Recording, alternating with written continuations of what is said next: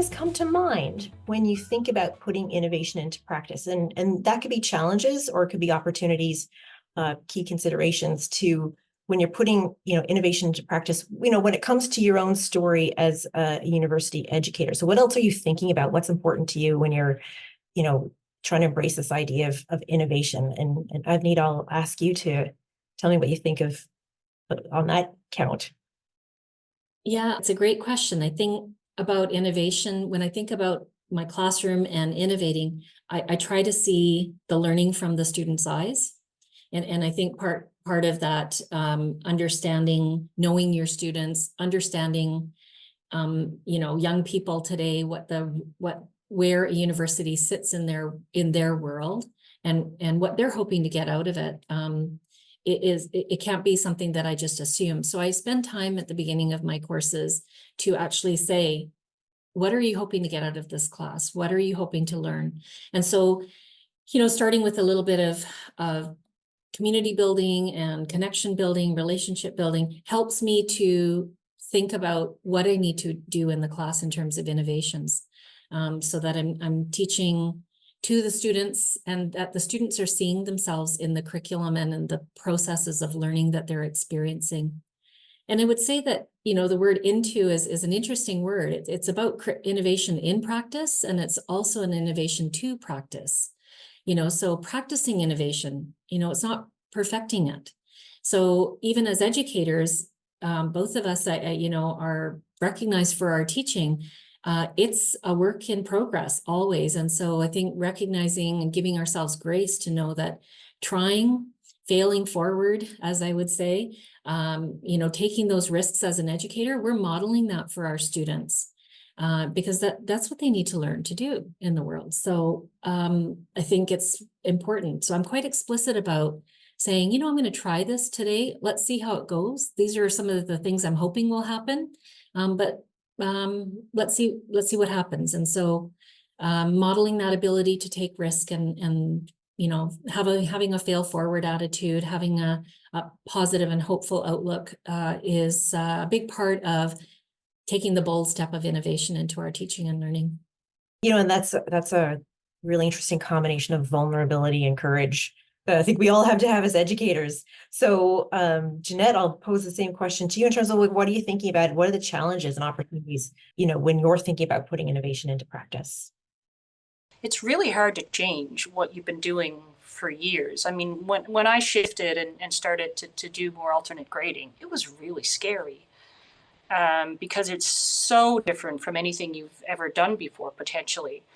So you do have to have sort of that courage to take that first step. But I also think it's really important to be honest with the students. Like I was very upfront with students that first year we tried this, and I said, this could totally fail, right? This could totally flop, but I've got your back, and nothing that I do is going to negatively impact your end result in this course. And they appreciated it. So we came at it very much as we were sort of a team in this. I was trying something new and they were sort of along for the ride, and we had some bumps in the road. So I do think it's important to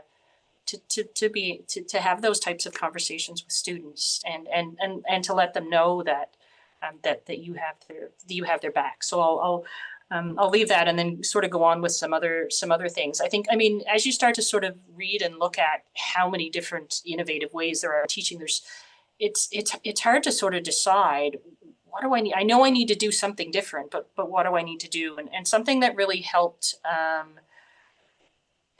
me was sort of sitting down and really getting back to sort of the core of what are the principles that sort of define me as a teacher who is in a partnership with students in a learning environment. And, for me, things like, I trust students. All students want to learn. I respect students as learners, adults, and humans. And it's my responsibility is to create that learning, that environment that helps to facilitate learning.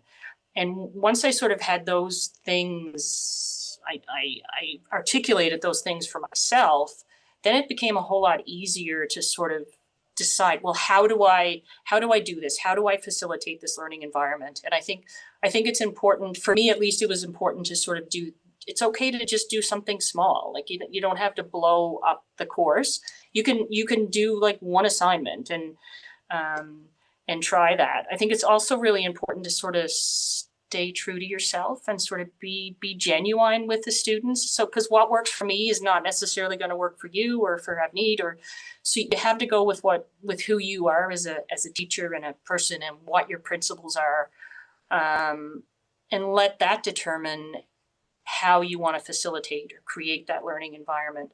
So I don't tend to think of myself as being innovative. I'm just thinking of how do I help create this environment that gets students excited by learning and engaged in learning. And yes, does it end up being innovative? Maybe, but my goal in the beginning was never to be innovative. Was I have this problem. Students are not learning the way I want them to. Grades are in the way. How do I make that happen? And the end result was something that was innovative, but that was never my intent. So you have to sort of, I think for me anyway, what is the problem I'm trying to fix here? Like, what am I trying to change in my courses?